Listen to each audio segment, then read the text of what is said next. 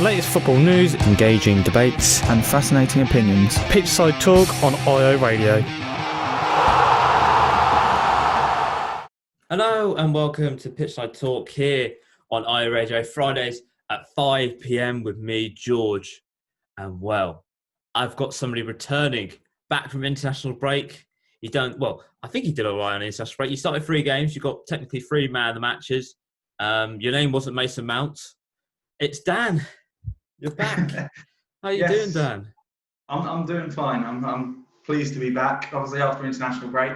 Maybe if you're watching on YouTube, the background might be a clue why I was away. But glad to be back on the show again. Yes, for audio listeners here, he's in a different room, so he sounds a little bit echoey, but he's slowly building up a setup ever so slightly. But before we move on with today's show, all of us here at Pitchside Talk, we want to just pay our respects to Diego Maradona, who unfortunately passed away on Wednesday at the age of 61.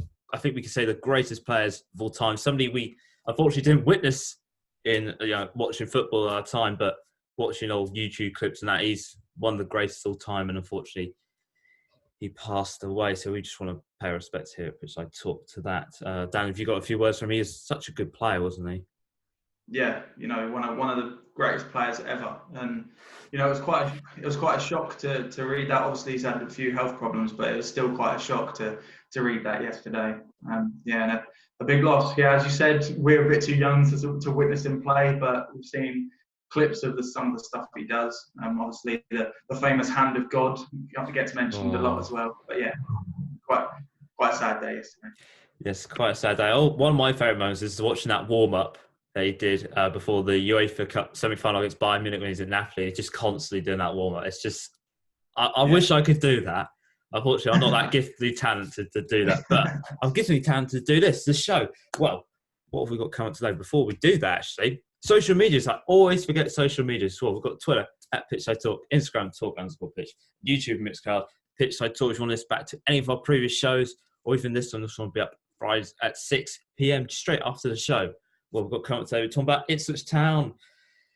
Yeah, Ipswich Town not looking too great for the moment. 2 more games in 4 days. Back in action in the League One after a week away. The Premier League is back after international duty. We have some big winners and some very big losers this week. And we have the return of the Champions League. It's a good day for a few English clubs, but not for some English clubs. But we'll get onto that later on. So when we come back down, we're going to be talking about your best team ever, Ipswich Town, and how they got on in League One this week. Stay up to date with the latest footy news. Pitchside Talk on IO Radio. Well, welcome back to Pitchside Talk here on IO Radio, Fridays at 5 p.m. with me, George, and Dan, as always, as he has returned from international duty. No special guest this week. It's Dan. He's back, as always. Look at him. Looking as fresh as anything. Thank you. That's absolutely fine. Well, Dan, we're going to be moving on to Ipswich Town. And then after a week away, Ipswich are back in action in League One with 2 games in 4 days. Once again, I don't know how many times we've had that this season. We've had 2 games in 4 days. But it kicked off a crucial period for Paul Lambert's side. 3 home games in a row, 6 very crucial games into the into Christmas. So let's begin with the first game, which was against Shrewsbury on Saturday, and it's snatched 3 points thanks to a last-minute winner from Lancaster. Right place at the right time. Winning that, despite that, it was a very poor performance by Paul Lambert's side, leading fans saying that they're pasting over the cracks. And there's more bad news for Paul Lambert's side. Teddy Bishop injured, John Noland injured as well in the game. But at the end of the day, Ipswich got 3 points. Nobody knows how, but there were so many negatives at the time. Well, but we've got to move on to the main event. Tuesday's game is just headed into that big game against Hull City, who are currently sitting first in League One at the time. 9 wins from 12 games. And Paul Lambert's side was comfortably beaten 3-0 in a defeat, leaving fans frustrated and furious over Ipswich Town's performance. Dan, it looks like it's going from bad worse for Ipswich. And I guess you wish you had this week off because it's just another Ipswich performance that's down the drain. Yeah, it is definitely. going into the game, I wasn't expecting a win. Obviously, I don't think any of us were. But I think it's just the way we lost. I haven't been that angry after a game for absolutely ages. I was absolutely fuming with that performance because we always go into big games. This is probably the biggest game this season so far. It's against top of the league, and we need to get points. It's vital that we get points against these sides, no matter how tough the game is. And to put in a performance like that, I said it on game day on Tuesday. It was an absolute disgrace of a performance. It really was. It started from the lineup. It annoyed me straight away. Sears and Judge starting again. After Saturday, they played awful. I don't understand what they did to warrant a start. I just don't understand. They've got a get out of jail free card, I think. I cannot believe how they can consistently put in poor performances and still get picked every week. And it makes me wonder what the younger players, Dobra, McGavin, what they think. Because these players can get in the first team squad. Dobra's been screaming out for a first team start, and he should be there. But he started in under 23s on Tuesday. I don't understand. So, it annoyed me straight away with the lineup. We start the game. The first thing we needed to do was not concede early. And what do? We concede early. So it was well worked by Hull, but defending was so awful. We just let them pass it around. I think, was it Wilts who scored? He had so much space on the edge of the box, he could just pick his spot and they scored early. And 2 minutes in, game over immediately. After the goal, there was a 10 minutes where we didn't look like doing anything, but then we looked all right. Until half-time, we looked all right. I think Bennett's looked lively. I think Norwood looked lively. McGavin looked quite good as well. But we still didn't do enough, of course. We'd give it up to Norwood, and he would have absolutely nothing, no support whatsoever up there on his own. I felt sorry for him all game. He was the only one I thought that looked like he had any passion. Actually trying to win balls.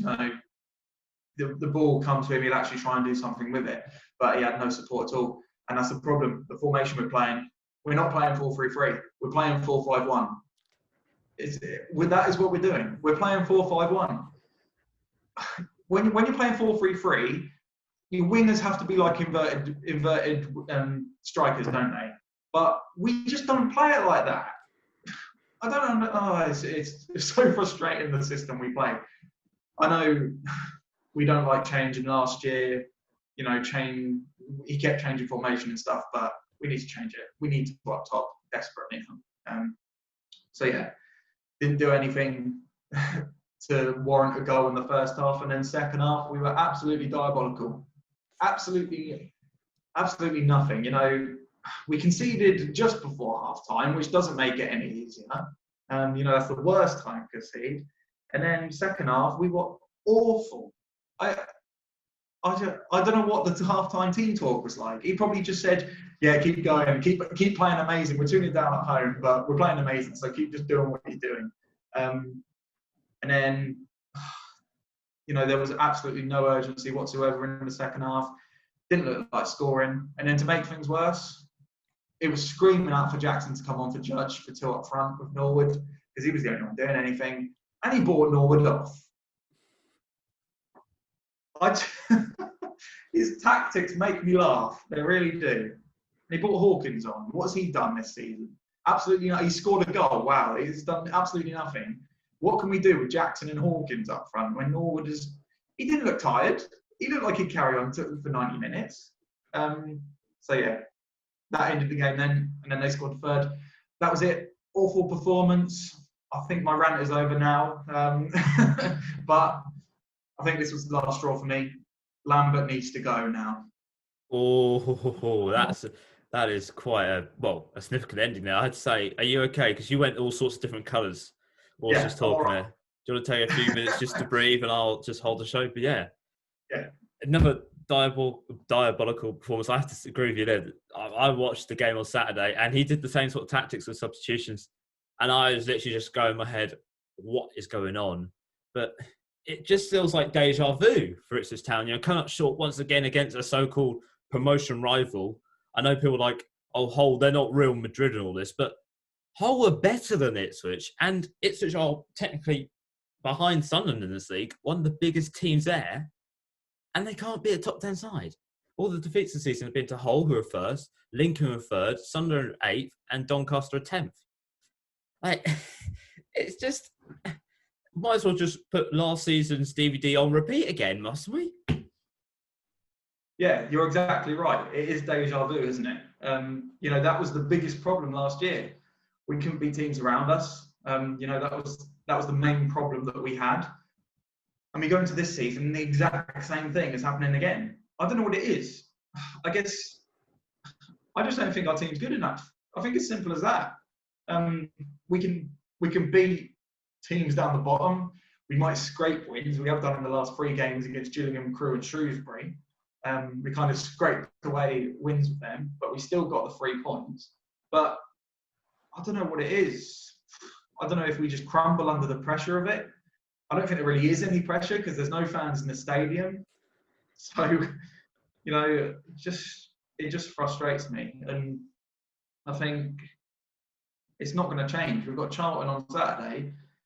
Are we expecting a win on Saturday? I don't think so. I don't think anyone's expecting a win. And I don't know what we can do other than sack Lambert at this moment.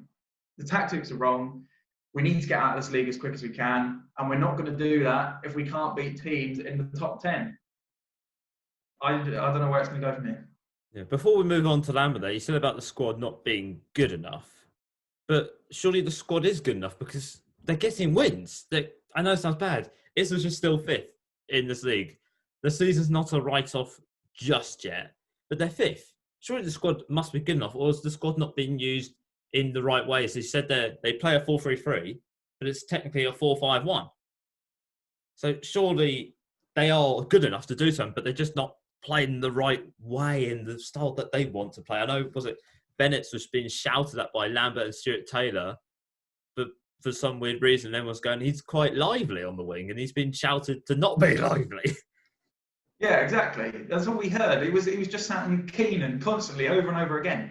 When none of the other players were doing anything. When he got the ball, he was trying to do something with it. He might have, gave the ball away. He might do a bit too much tricks and give the ball away silly. But he's actually doing something. No one else is doing anything.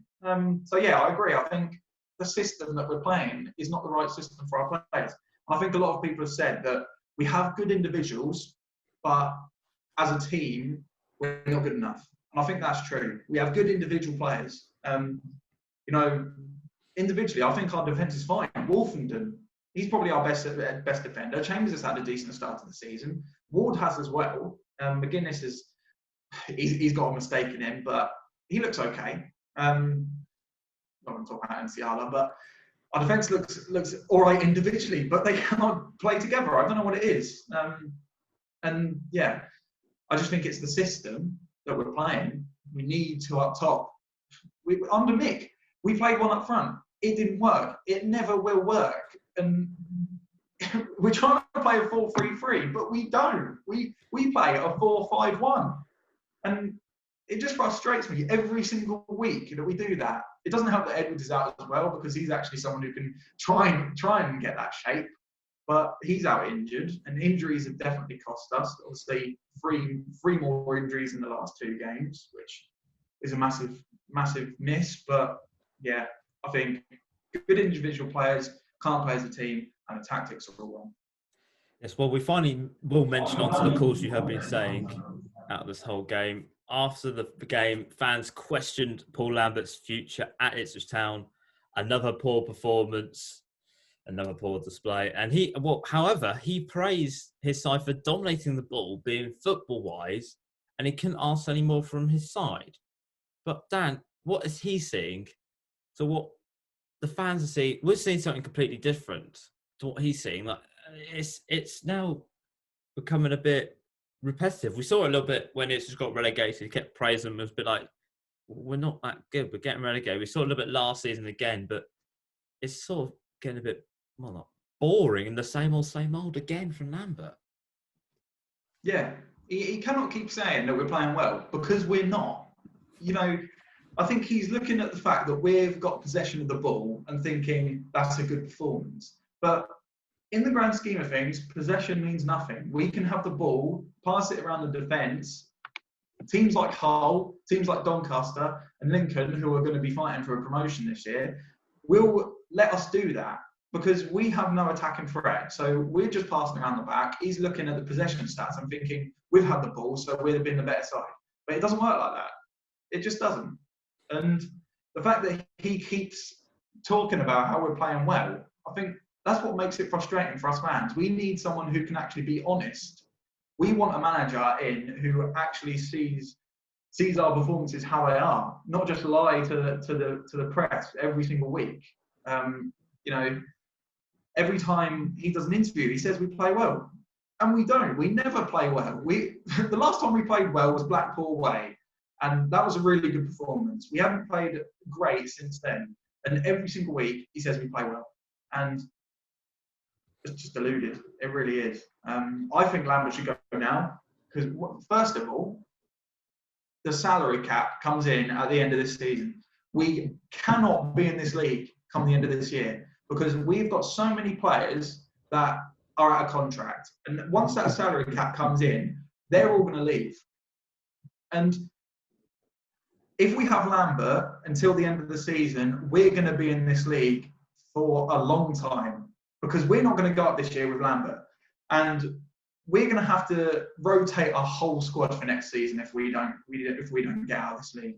So that's why I think he should go now, because it's going to have a detrimental effect to our club in the future, I think, with this salary cap coming in. And it's also the fact that he just keeps lying all the time. It's, the relationship between us and Lambert has just completely gone. Now, we've given him so many chances. We gave him a chance when he came in. He did so many good things. Maybe the performances, obviously the performances weren't good enough because we got relegated still, but he did some good things behind the scenes. We gave him a chance last season. He dropped off. We said, fresh slate, we need to get promoted this year, and we're crumbling again. The same thing's happening again. So, giving him so many chances, this is it for me. He needs to go now. But I know that he won't. Marcus Evans will not sack him, mainly because he's still got 4 years on his contract, which is absolutely ridiculous. But yeah, he's not leaving, so we're just going to have to keep, protesting, I guess. Well, if there's fans in the stadium, surely they were, which is good news. They are going to be coming back soon. We'll get onto that soon in the show. But they would have gone up and left, if we have to be perfectly honest here, or caused a little bit of a riot. But do you feel change will happen at Ipswich Town in manager-wise? And if so, who would you like to see come in? Or will they not happen? Because where they are, they're still in the playoffs.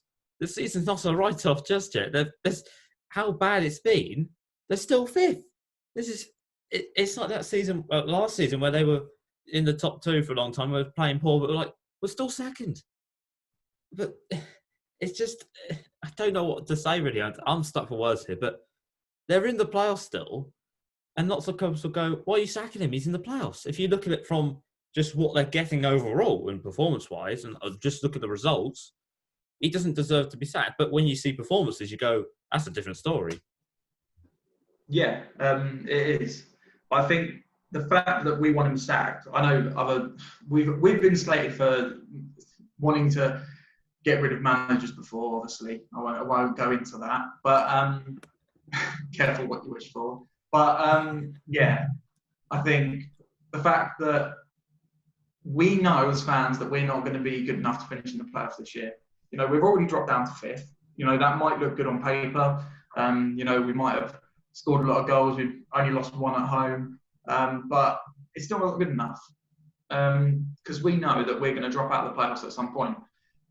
It could be on Saturday, because if we lose on Saturday, which is highly likely, we'll probably drop out of the playoffs. So I think that, on paper, fifth is probably a good position for us, but we know as fans that it's a lot bigger than that, and that it's not going to be long until we drop out of that.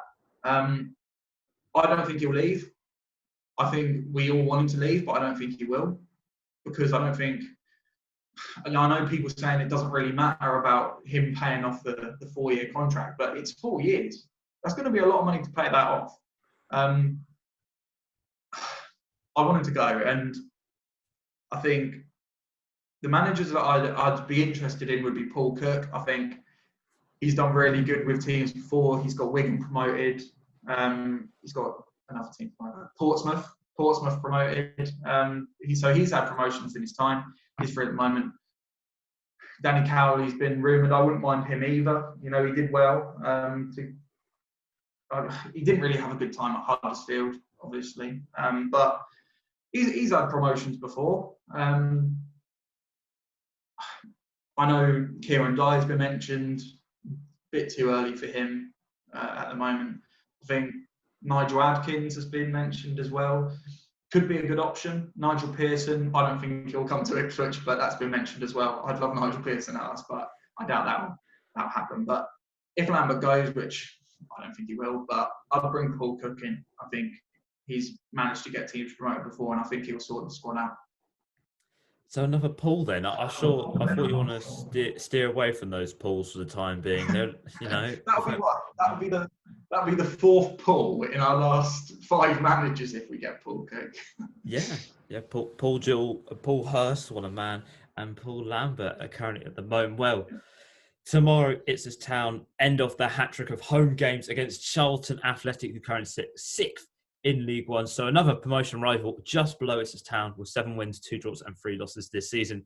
That includes wins against Portsmouth and Fleetwood, who are also promotion rivals as well. But this season, I've lost play. But this season, they're winless in 2 games at the moment. The last one was on the 3rd of November.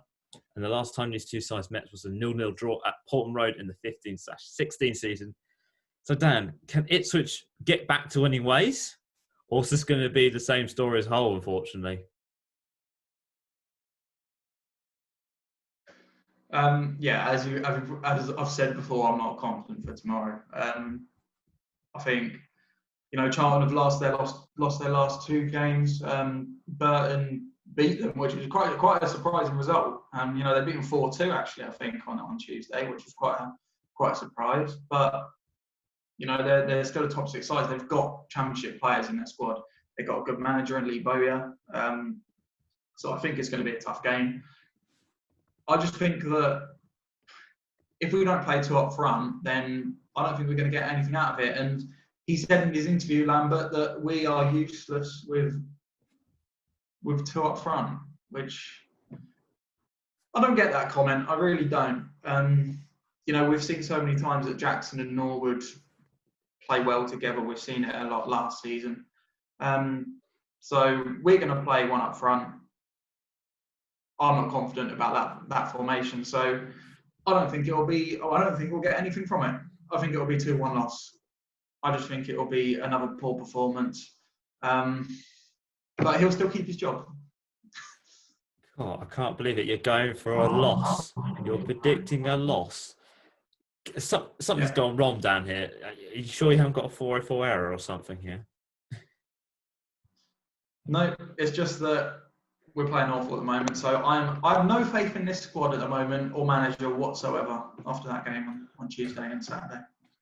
Oh, that's not good for Ipswich Town. But when we come back, we'll be talking a little bit more positive news. The Premier League came back, and that was a good week in the Premier League this time.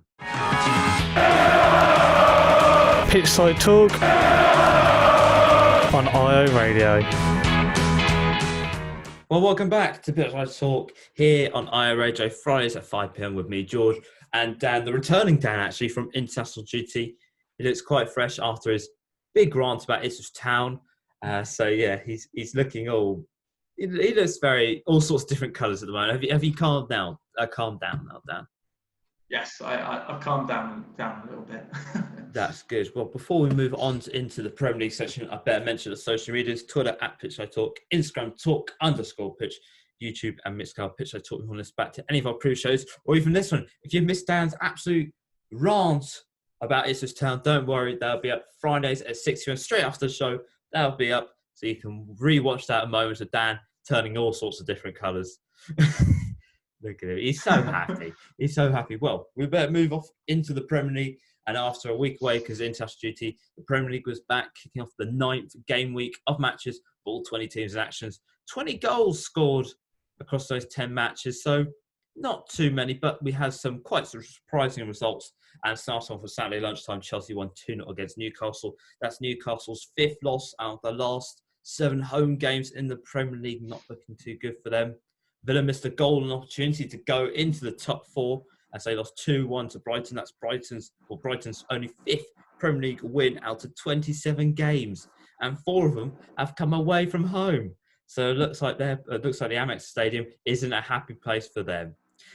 Tottenham won 2-0 against Manchester City. It's the first time Tottenham have gone to the top of the Premier League in 6 years and stayed there for more than a day. Shock, horror. Get them the trophy. They need a trophy for that because the trophy currently starts to get fitting for that. 12 points from 8 games for Manchester City. That's the lowest tally in 8 games since the 08/09 season. And they finished 10th that season. So maybe Pep's contract doesn't look too great at the moment. We'll have to wait to see on that. Manchester United won 1-0 against West Brom. West Brom failed to win the opening 9 games, the first time since the 85/86 season. Not looking too good for them. Moving on to Sunday's game, Fulham lost 2-3 to Everton. Sheffield United lost 1-0 to West Ham. Sheffield United become the 3rd side in Premier League history to only pick up 1 point or fewer from the 9 opening games of the Premier League season. And the 2 other teams to do that was Manchester City in the 95/96 season and Sheffield Wednesday, I can't speak at the moment, Sheffield Wednesday in the 99/2000 season, and both of them were relegated. So it looks like history could be repeating for Sheffield United. Leeds drew 0-0 with Arsenal. Liverpool won 3-0 against Leicester. That Liverpool now broken their home winning record of 36 games in a row. They're now done 63. Oh, I can't speak, Dan. 63 home games unbeaten. They're now broken that record and gone to 64. Monday's games, we have Burnley. They won 1-0 against Crystal Palace. This is Burnley's first win of the new season. And their last win was against Norwich in July. So 8 games unbeaten. Also, Chris Wood scored in that game as well. He scored the winner for Burnley this week. And Wolves drawed 1-1 with Southampton. So Dan, starting off with Tottenham. As I mentioned, after 6 years, they finally went back to the top of the table, stayed there for more than a day. They're staying there for more than a week. My mind's blown. My mind is blown. They need a trophy. They need to calm down, give them a trophy. Thanks to a 2-0 victory over Manchester City. What a way to celebrate Jose's first anniversary of being at Tottenham. And that's weird to think he's already been there for a year. But Jose said in his interview, they're not fighting for the title, as his early days, but this group is fighting to win every game. But the way Tottenham are playing so far, beating these top sides and getting wins from brilliant / below par performances, this is title-winning form, we can say, can we? Ever so slightly. And if Jose's saying that fighting to win every game, surely they're fighting for the title. Yeah, you'd think so. Obviously, this form that they're on, as you said, it's title-winning form. You know, they've scored the same amount of goals as Liverpool, who are in second. So he's got to be doing something right. So yeah, I think Tottenham. You know, I think that you can't deny that they're in a title fight at the moment. I know it's still really close at the top. Obviously, you know, teams like Man City could win a game and be up to 6th, but the way that they're performing and the results they're getting against, you know, the top sides, beating Man City, I know they haven't had a good start to the season, but it's still a great win. So I think you can't deny that they're in a title race at the moment, the way they're playing. And obviously they've got the manager that's going to be able to do that as well. You know, he's loved at Tottenham at the moment. So how long will that last until he has an argument with some player and they all hate him? But yeah, I think Tottenham title winning form, and I don't think you could deny that I don't think they're going to win the title, but you know, I think they'll be fighting for it.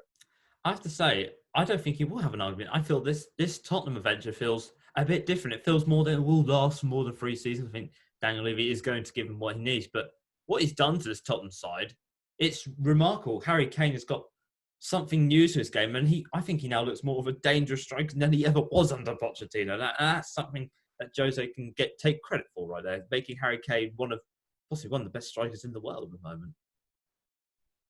Yeah, I guess his man management is good at the moment. There's obviously players that he hasn't liked in the past, and there's been a lot of especially the Pogba situation.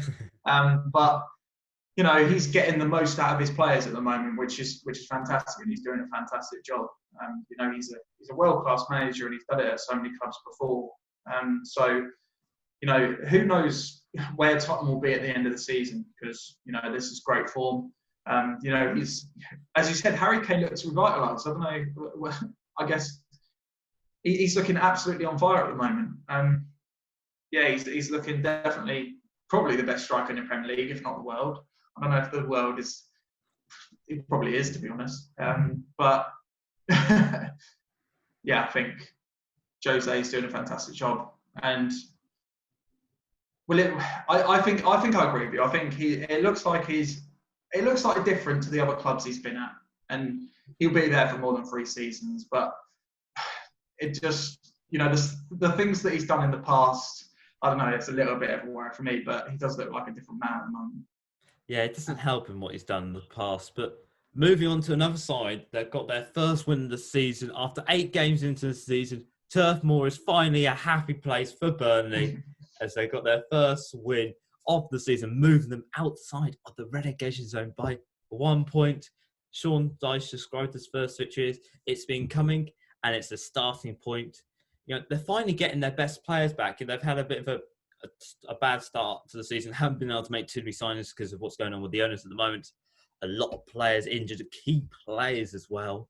But getting them back and getting this win, this is going to be a confidence boost for them going forward. I know they've got Manchester City next, which has always been a tough game for them. But going forward, all these players back, and they now know they can win a game.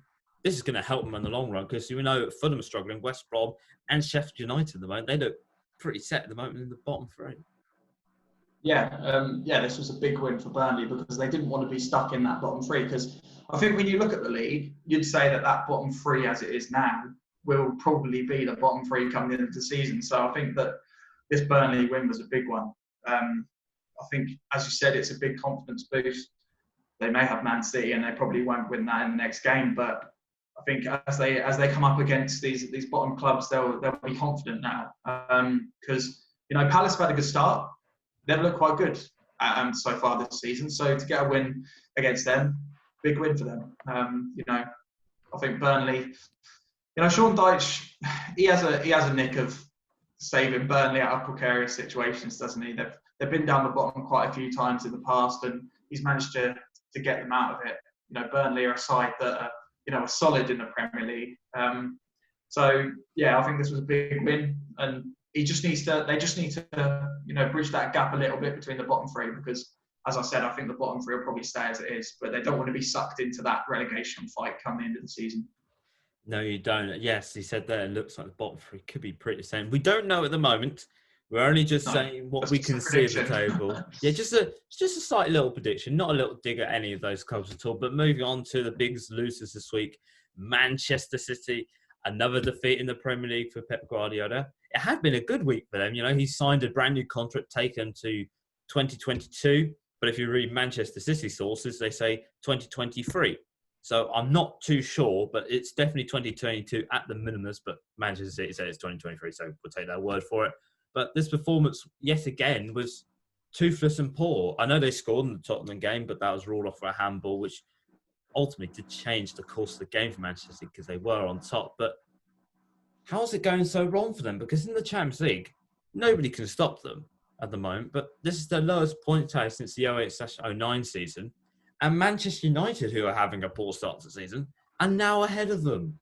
I'm stunned. What's going on? Yeah, it's a bit baffling to see how poor they're doing. Obviously, it's still close in there. As I said earlier, they could get a win and go up to 7th or 8th or whatever it is. But, it's been such a poor start for them. I don't know what their fans think of this new contract for Pep. I know that he's well liked there, but is he really taking them anywhere? I don't think so. I think last season, they, by their standards, they had a poor season. They were miles behind Liverpool in the end. They weren't happy with that. And I think that's just carried on into this season. They just don't look confident at the moment. They made a few signings. Ake came in. I think it was Torres as well from Spain. He looks an all right player, but I don't know what it is with them. Well. Yeah, Ruben Diaz as well. I think they just lack confidence at the moment. And I think these results will keep affecting that. And they don't want to have a gap to the top four. I don't know how much it is at the moment. So I haven't looked at the league table, but it is to the top four. It's currently 6 points and 8 points off first placement. So still recoverable, we can say. But every point is a prisoner, basically, in the Premier League at the moment. Yes, it is. And as they come up against these top sides, as we've seen so far this season, they've been dropping points against the top side. So they just need to make sure that gap doesn't get bigger, because if it does, then they're going to have a big task. And the way they've started, who knows what's going to happen? And is Pep going to keep the job in these 2 years? Who knows? Yeah, well, he has said that his contract does take me to 2022/2023, but it doesn't mean that I might not get sacked this season. I still have to put in good performance, he did say, but it is a bit weird at the moment for Manchester City. But for another side who lost, Leicester City, they missed a golden opportunity to go back top of the table against an injury-hit Liverpool, but they lost 3-0, and they just, I don't know, they look very negative. A very positive style playing. They like to play on the positive, but they just failed to strike anything against Liverpool, and that's probably the golden opportunity, because Liverpool were struggling a lot with injuries. But should they feel quite disappointed themselves that they have missed an opportunity to possibly get 3 points, go back at the top of the table and make a little bit of a gap? Yeah, I think they'll definitely be disappointed. Obviously, Liverpool are having a lot of injury problems at the moment, so I think that was a bigger chance for them. But they just lack the energy that they usually have. They have a lot of pace in their team, but they weren't really using it against Liverpool, were they? Especially as so many, the defence at the moment at Liverpool is a bit out of shape, obviously, because of the injuries that they have. So I think it was a big opportunity for their attacking players to, attack that Liverpool defence and try and get the win. But they just look negative, that energy. And it was an easy win in the end for Liverpool, really, wasn't it? 3-0 win. So, that would be a big hit for them. I think they have enough in them to bounce back from it. They're still in the top four, so we'll see how they do. But obviously, playing against Liverpool, tough game. But I still think they'll be definitely disappointed about that. Yes, I think they should be a little bit. Well, now moving on to the Premier League table and starting off with 20th place. It's Sheffield United who currently sit there on 1 point. West Brom sit 19th with 3 points down as well. Fulham down to 18th with 4 points. Burnley up to 17th with 5 points. A very happy time for them at the moment. Or as Jay Rodriguez was forced to say, happy place, turf more. I don't know why that's such a big thing. Like, come on, stay away from pop culture. 16th is Brighton on 9 points. Newcastle down to 15th with 11 points. Leeds are up to 14th with 11. Man City are down to 13 with 12 points. Arsenal down to 12th with 13. Palace are down to 11th with 13 points. Manchester United are up to 10th with 13 points. Wolves stay in 9th place with 14. West Ham stay 8th with 14 points. Aston Villa down to 7th with 15. Everton up to 6th with 16 points. Not Sheffield United. Southampton, down to 5th, with 17 points. Leicester down to 4th with 18. Chelsea up to 3rd with 18 points. Liverpool up to 2nd with 20 points. And Tottenham up to 1st with 20 points. I think it's only about 10 goal difference splitting those two sides at the top of the table. Well, Dan, when we come back, we're going to be talking Champions League roundup. We had all our sides back in there once again for the Champions League. A good week for some, but not for others. The best place in Ipswich to hear the latest football debates, Pitchside Talk on IO Radio. Well, welcome back to Pitchside Talk here on IO Radio, Fridays at 5 p.m. with me, George, and Dan. Dan returning this week from his little time away on international break with England. You did all right, didn't you, Dan? You got 3 man of the matches. Everyone loved you. Your name wasn't Mason Mount. No, I did okay, didn't I? I wish I was. I'm just saying, I wish I was that good at football in real life. Well, you never This know. is quite sad. You never know. You can have a career change. I'm nearly 20. You can have a career change. It's never too late. Just, Yeah. You never know. You could be Ipswich's next manager. You might survive that episode too. Imagine that. But Dan, after a few weeks away, the best cup competition is back in the Champions League. And this week it is match week 4 with Chelsea, Manchester United, Manchester City and Liverpool all back in action. And here's how they got on, starting off with Chelsea. They earned their place into the knockout stages with 2 games to spare, thanks to a goal from Olivier Giroud, a header to score 3 points against Rennes, with Lampard saying afterwards he was very happy to qualify with 2 games to spare. A really tough match, but it was tough and a hard-fought win for them. Also, Seville qualified out of their group as well, so they won't be in the Europa League next season. So everybody in the Europa League season, you can win it now because they're not there at all. Manchester United headed back to the top of Group H, putting them in pole position, only 1 win away now from qualifying out of their Champions League group, thanks to goals from Bruno Fernandes, 2 from him. Not penalties, I can tell you that, not penalties. Marcus Rashford penalty and Daniel James scoring, with Josh saying the boys really want to play, they really want to enjoy it, and they really want to win this group. Very determined. Not very determined in the Premier League because they don't like to win games in the Premier League, but in the Champions League they like to. And then moving on to Wednesday's games, Manchester City, Phil Foden sent Manchester City into the knockout stages with 2 games to spare as well. Pep insisting that the goals will come after another dominant display in the Champions League, but they can't win the Premier League. So I'm not sure what's going on really with Pep. I think they're more focused on the Champions League, but once they hit the quarterfinals, it all goes a bit wrong from there. But we won't talk about it just yet. And then I was going to say, you can't talk. Hey. I just found to move on to that bit. And Liverpool suffered a surprise defeat at Atalanta. 2 goals in 4 minutes, stopping Liverpool from qualifying from the group on the night, opening up Group D wide enough. But Jurgen Klopp's side only needs 1 win now from the next 2 games to qualify. So Dan, I think we can sort of say a good week for Premier League or for English clubs. 2 qualified, 2 more got to qualify, but pretty simple what they've got to do really.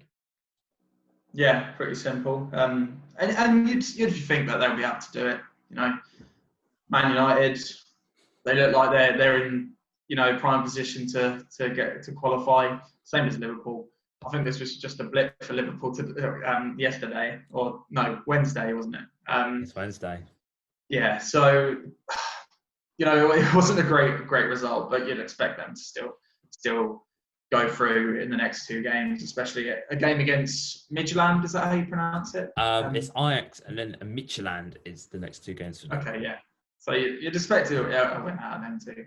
So I think they'll be fine, and I think Man United will be fine as well. But last time it was Man United that spoiled the English team's party. This time it was Liverpool. Good results for the other 2 clubs, as you said. Man City are kind of still looking on fire in the Champions League, but not in the Premier League, which is a bit odd. And good for Chelsea to get through the group as well with hard-fought win against Rennes. So decent week for English clubs. Just waiting for the other 2 to qualify now. It's just waiting for the other 2. Really, it's a bit weird, really, because usually you would think Liverpool will be the first to qualify, but they're not at the moment. But it is what it is. But Liverpool, surprise defeat. I don't think anybody really saw it coming. I think from when they played against Atalanta last time, beating them 5-0, then losing 2-0 at Anfield, a place that I don't think they've lost in over a year or something like that. And they've not over a year, sorry, about 10 months. Sorry, I forgot about that game against Atletico Madrid. My memory's going bad here. Don't forget about that. Or has that just gone through your memory? You're just blank. Well, I think that's when football should have stopped. Yeah. That's when football was stopped, and I think everyone was a bit like, "Why is this going ahead?" But you never know. But yeah, a good week for Premier League clubs, and they'll be playing next week as well. So we will find out if Manchester United and Liverpool can qualify out of their groups next week against Liverpool at home to Ajax and Manchester United. I want to say they're at home to PSG. Don't quote me on that. I just need to double check myself because I can't remember if it's PSG or RB90 who they play first. It is PSG. They're at home to PSG with Chelsea away to Seville and Manchester City away in Portugal to Porto.